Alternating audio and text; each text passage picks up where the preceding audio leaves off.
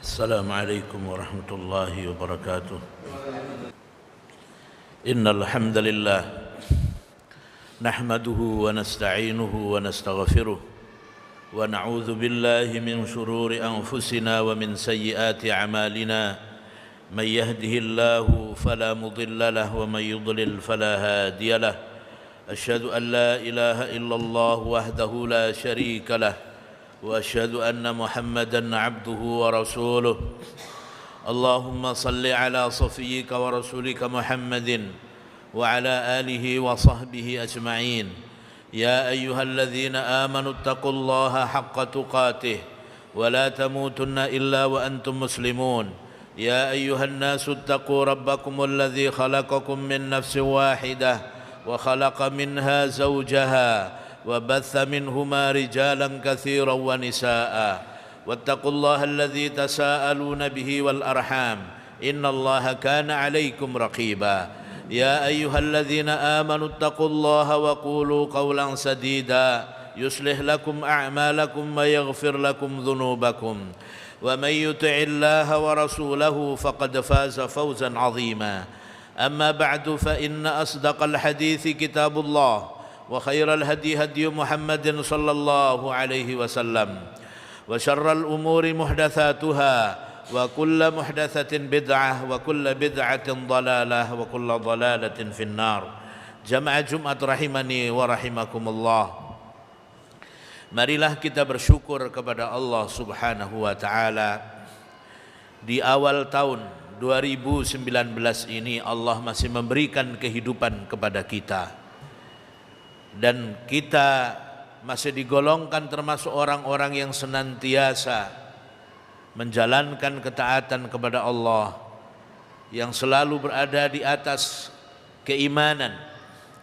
Mudah-mudahan Allah Subhanahu wa taala senantiasa memanjangkan usia kita di dalam ketaatan kepada Allah Subhanahu wa taala.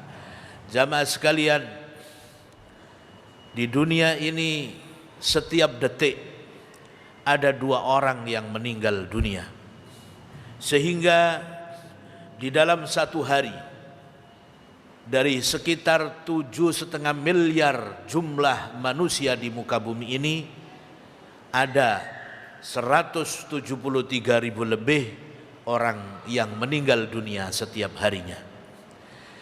Kita tidak tahu kapan giliran kita dipanggil oleh Allah Subhanahu wa taala. Karena sesungguhnya kematian itu rahasia Allah, tidak ada yang mengetahui kecuali Allah Subhanahu wa taala.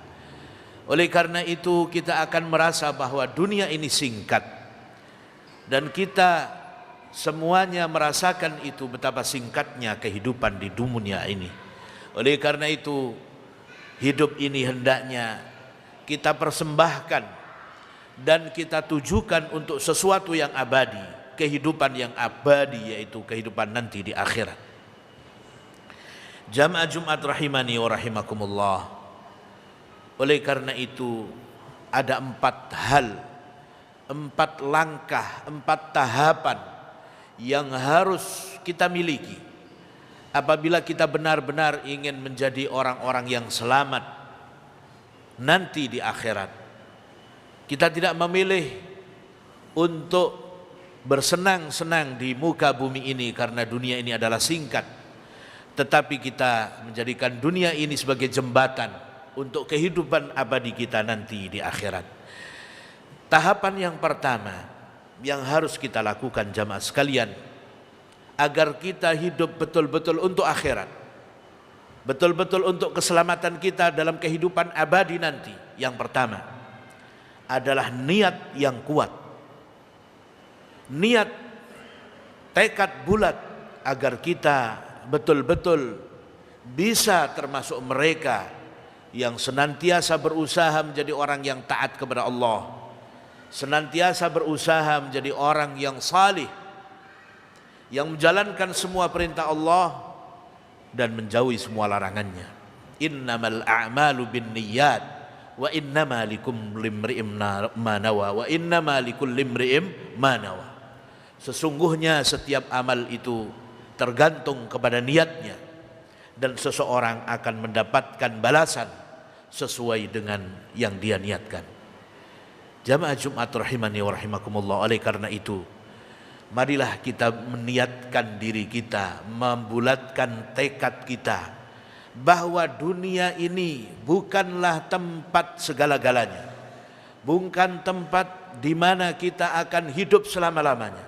Ini adalah singkat dan sebentar lagi kita akan mati. Oleh karena itu kita harus memikirkan sesuatu yang abadi yang pasti akan kita alami nanti di akhirat selama-lamanya. Tidak ada pilihan kecuali dua, surga atau neraka. Maka hendaknya kita bertekad, hendaknya kita niat bulat agar kita termasuk mereka yang dijadikan oleh Allah sebagai penduduk surga Allah Subhanahu wa taala kelak di akhirat. Dan itu memerlukan niat, memerlukan tekad yang bulat. Kalau tidak ada niat, kalau tidak ada tekad yang bulat, maka seseorang itu akan lemah di dalam usahanya. Langkah dan tahapan yang kedua, jamaah sekalian rahimani wa rahimakumullah, agar kita hidup betul-betul untuk orientasi, untuk tujuan akhirat. Yang kedua, yaitu hendaknya kita mulai mengubah orientasi tujuan hidup ini mulai dari pikiran kita, mindset kita, kerangka berpikir kita. Kita harus yakin bahwa kita bisa menjadi orang saleh, kita bisa mentaati Allah Subhanahu wa taala. Tidak ada yang mustahil di muka bumi ini. Betapapun mungkin kita merasa banyak dosa, mungkin kita merasa banyak melakukan kemaksiatan, tetapi selama kita masih hidup di dunia, kesempatan terbuka lebar bagi kita untuk menjadi orang yang saleh, untuk menjadi orang yang taat kepada Allah Subhanahu wa taala. Selama kita hidup, maka selama itu pula Allah membuka pintu taubat. Oleh karena itu jamaah sekalian rahimani wa rahimakumullah, disebutkan di dalam hadis yang diriwayatkan oleh Abu Hurairah radhiyallahu an, "Walladzi nafsi biyadihi law lam tudhnibu la dhahaba Allahu bikum wa la jaa biqaumin yudhnibun fayastaghfiruna Allah fayaghfiru lahum." Haditsun sahih rawahu Muslim. Rasulullah sallallahu alaihi wasallam bersabda, "Demi yang jiwaku berada di dalam genggamannya, demi yang jiwaku berada di tangannya, andai kata kalian tidak berbuat dosa," kata Rasulullah sallallahu alaihi wasallam, "niscaya Allah akan membinasakan kalian semuanya. Lalu Allah akan mendatangkan satu kaum yang berbuat dosa, lalu mereka meminta ampun kepada Allah, dan kemudian Allah mengampuni mereka." Haditsun sahih rawahu Muslim. Oleh karena itu jamaah sekalian rahimani wa rahimakumullah, Imam An-Nawawi yang mensyarah, yang menjelaskan hadis ini menegaskan, beliau menyampaikan bahwa meskipun seseorang itu melakukan dosa sampai 100 kali, sampai 1000 kali, tetapi setiap kali dia berdosa lalu kemudian minta ampun kepada Allah, dia akan diampuni oleh Allah Subhanahu wa ta'ala. Dan andai kata dia berdosa dan dosanya segitu banyak, tetapi kemudian dia minta ampun, pada akhirnya dia meminta ampun atas dosa-dosa yang telah dia lakukan itu, niscaya taubatnya akan diterima oleh Allah Subhanahu wa ta'ala. Oleh karena itu tidak boleh ada orang yang berputus asa, merasa bahwa dirinya kotor, malu kepada Allah karena dirinya kotor sehingga tidak lagi mau untuk kembali kepada Allah. Suatu ketika Imam Al-Hasan Al-Basri ditanya, "Wahai Imam, apakah seseorang tidak merasa malu kepada Allah andai kata dia berbuat dosa lalu meminta ampun kepada Allah Subhanahu wa ta'ala, lalu berdosa lagi, berbuat dosa lagi, lalu meminta ampun lagi kepada Allah, apakah tidak malu kepada Allah?" Maka Imam Al-Hasan Al-Basri menegaskan, Itulah yang diinginkan, yang dikehendaki oleh setan kepada manusia, malu untuk taubat kepada Allah, malu karena dia merasa kotor, merasa banyak dosa. Itu yang dikehendaki oleh setan kepada manusia. Oleh karena itu nasihatnya Imam Al-Hasan Al-Basri, hendaknya setiap kita tidak pernah untuk merasa bosan, agar selalu beristighfar dan meminta ampun kepada Allah Subhanahu wa ta'ala, sehingga setan akan kecewa. Sebab setiap kali kita melakukan dosa, kemudian kita ingat kepada Allah dan meminta ampun kepadanya. Ini bukan berarti bahwa seseorang boleh untuk bermaksiat sesukanya lalu meminta ampun, karena kita tidak tahu kapan Allah mencabut nyawa kita. Seseorang yang melakukan kemaksiatan hendaknya khawatir pada saat dia melakukan kemaksiatan lalu dicabut oleh Allah nyawanya. Sehingga Syekh Muhammad Mukhtar Asy-Syinkiti menegaskan, hendaknya orang yang mencampur adukkan antara ketaatan dengan kemaksiatan khawatir sewaktu-waktu Allah akan mencabut nyawanya pada saat dia berbuat maksiat. Dan meskipun Allah membuka pintu taubat, kita tidak tahu apakah benar Allah mencabut nyawa kita pada saat kita sudah bertaubat. Oleh karena itu ini menjadi motivasi agar kita terus berada di jalan ketaatan kepada Allah Subhanahu wa ta'ala. Jadi langkah yang kedua jamaah sekalian adalah hendaknya kita secara pikiran kita, mindset kita harus yakin bahwa kita bisa menjadi orang baik, orang yang taat, orang yang saleh, selama kita senantiasa berusaha taubat kepada Allah Subhanahu wa ta'ala. Jamaah Jumat rahimani wa rahimakumullah, kita ingat Fudail bin Iyad. Fudail bin Iyad itu adalah seorang yang dahulunya perampok, penjahat, yang ketika disebutkan namanya setiap orang takut karena dia adalah penjahat besar. Tetapi setelah itu dia bertaubat kepada Allah. Lalu dikenallah Fudail bin Iyad sebagai seorang yang alim, seorang yang berilmu, seorang yang zahid, zuhud dalam kehidupannya, dan seorang yang ahli ibadah. Setelah sebelumnya dikenal sebagai penjahat, sebagai perampok, lalu Fudail bin Iyad ini bertaubat kepada Allah, jadilah dia seorang yang saleh. Dan setiap kita bisa menjadi Fudail bin Iyad insyaallah ta'ala. Yang ketiga jamaah sekalian rahimani wa rahimakumullah, langkah yang ketiga, tinggalkan apa saja yang menjadikan Allah murka kepada kita. Tinggalkan kemaksiatan, tinggalkan dosa-dosa. Dan hendaknya kita yakin pasti Allah akan mengganti sesuatu yang kita tinggalkan dengan sesuatu yang lebih baik. Di dalam hadis disebutkan, wa innaka lan tada'a syai'an lillah azza wa jal illa baddalakallahu bihi ma huwa khairun min. Tidaklah engkau meninggalkan sesuatu karena Allah azza wa jal, melainkan Allah akan menggantikan untukmu dengan sesuatu yang lebih baik.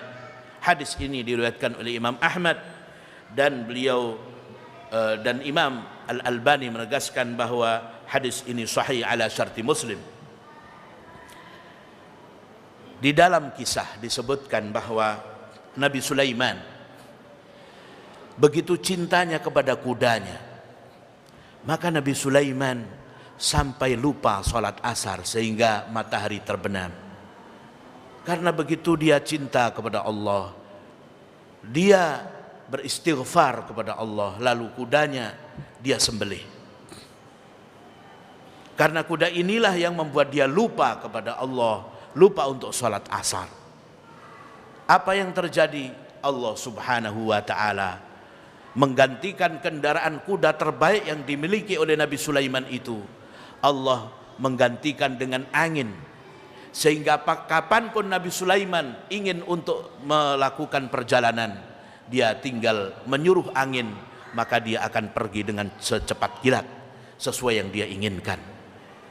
Itulah orang yang meninggalkan sesuatu karena Allah diganti dengan sesuatu yang lebih baik. Kaum muhajirin ketika mereka meninggalkan rumah kampung halaman yang sangat dicintainya, rumah kampung halaman yang di situ ada rumah Allah, Baitullah Ka'bah.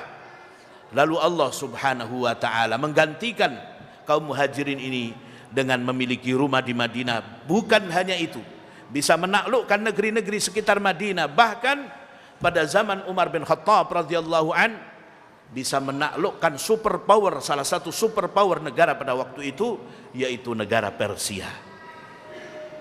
Inilah mereka yang meninggalkan sesuatu karena Allah Subhanahu wa taala.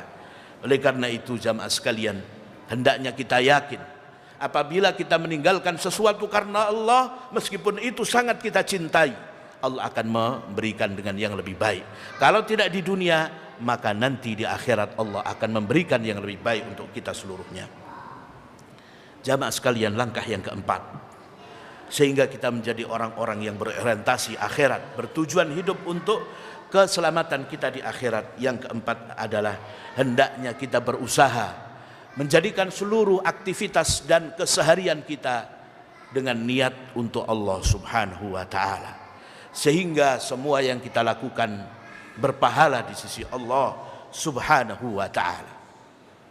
Semuanya akan dinilai ibadah, dan karena itulah kita diciptakan, wa ma khalaqtul jinna wal insa illa liya'budun, dan tidaklah aku ciptakan jin dan manusia kecuali agar mereka beribadah kepadaku. Seluruh aktivitas kita termasuk yang mubah, marilah kita jadikan itu untuk Allah. Ketika kita makan, kita niatkan, kita berdoa, kemudian kita niatkan bahwa itu adalah supaya Allah menguatkan kita di dalam beribadah kepadanya. Ketika kita bekerja, mencari rezeki, niatkan bahwa itu untuk menafkahi keluarga, dan itu merupakan sesuatu yang baik dan berpahala. Ketika tidur dan seluruh aktivitas kita, hendaknya kita mulai dengan doa, dan kemudian kita niatkan untuk mendapatkan pahala di sisi Allah Subhanahu wa taala. Sehingga dengan demikian tujuan Allah menciptakan kita benar-benar akan tercapai, yaitu untuk beribadah kepada Allah Subhanahu wa taala. Barakallahu li wa lakum fil Qur'anil azim, wa nafa'ani wa iyyakum bima fihi minal ayati wal dzikril hakim, wa taqabbalallahu minni wa minkum tilawatahu innahu huwal ghafurur rahim. Alhamdulillahi rabbil alamin, wa bihi nasta'inu ala umuri dunya waddin. Asyhadu an la ilaha illallah wahdahu la syarika lah, wa asyhadu anna Muhammadan abduhu wa rasuluh. Allahumma salli ala safiyika wa rasulika Muhammadin wa ala alihi wa sahbihi ajma'in, amma ba'd. Jamaah Jumat rahimani wa rahimakumullah, kita pasti meninggalkan dunia yang fana ini. Oleh karena itu hendaknya kita menyiapkan untuk sesuatu yang abadi, yaitu kehidupan akhirat kita. Orang yang mencari dunia, dia akan hanya mendapatkan kelelahan, dan dia tidak akan mendapatkan kebahagiaan. Rasulullah sallallahu alaihi wasallam menegaskan, "Man kanatil akhiratu hammahu, ja'ala Allahu ghinahu fi qalbihi, wa jama'a lahu syamlahu, wa atathu ad-dunya wa hiya raghimah. Wa man kanatid dunya hammahu, ja'ala Allahu ja'alahu Allahu al-faqra baina 'ainayhi, wa farraqa 'alaihi syamlahu, wa lam ya'tihi min ad-dunya illa ma qaddara lah." Hadis riwayat At-Tirmidzi wa sahahahu Al-Albani. Jamaah sekalian, Rasulullah sallallahu alaihi wasallam menegaskan, barang siapa yang dunia adalah kegelisahannya yang selalu dia fikirkan, barang siapa yang menjadikan akhirat adalah kegelisahannya yang selalu dia fikirkan, maka Allah akan menjadikan kekayaannya ada di dalam hatinya, dan Allah Subhanahu wa taala akan menjadikan orang ini seluruh urusannya dikumpulkan oleh Allah Subhanahu wa taala, dan dunia akan datang kepadanya dengan menghibah, dengan meminta dunia yang datang kepadanya. Tetapi barang siapa yang menjadi keinginannya, kegelisahannya, tujuan hidupnya adalah dunia, maka Allah Subhanahu wa taala akan jadikan kemiskinan ada di depan matanya, dan Allah akan mencerai-beraikan urusannya, dan dia tidak akan mendapatkan dunia kecuali apa yang ditakdirkan untuknya. Oleh karena itu jamaah sekalian, dunia ini cukup dengan apa yang Allah berikan kepada kita, tetapi seluruhnya hendaknya kita tundukkan untuk kepentingan akhirat kita, karena di sanalah hidup kita selama-lamanya. Mudah-mudahan Allah Subhanahu wa taala memberikan keselamatan kepada kita dunia akhirat dan mengumpulkan kita seluruhnya di dalam surga firdausnya. Amin ya rabbal alamin. Allahumma salli ala Muhammad wa ala ali Muhammad kama sallaita ala Ibrahim wa ala ali Ibrahim innaka Hamidum Majid. Allahumma ighfir lil mu'minina wal mu'minat wal muslimina wal muslimat al ahya الأموات يا قاضي الحاجات. اللهم أعز الإسلام والمسلمين وأهلك الكفرة والمبتدعة والمشركين أعداءك أعداء الدين. اللهم شتت شملهم ومزق جمعهم وزلزل أقدامهم وألق في قلوبهم الرعب إنك على كل شيء قدير. ربنا آتنا في الدنيا حسنة وفي الآخرة حسنة وقنا عذاب النار. عباد الله إن الله يأمر بالعدل والإحسان وإيتاء ذي القربى وينهى عن الفحشاء والمنكر والبغي يعظكم لعلكم تذكرون. فاذكروا الله العظيم يذكركم واشكروه على نعمه يزدكم ولذكر الله أكبر.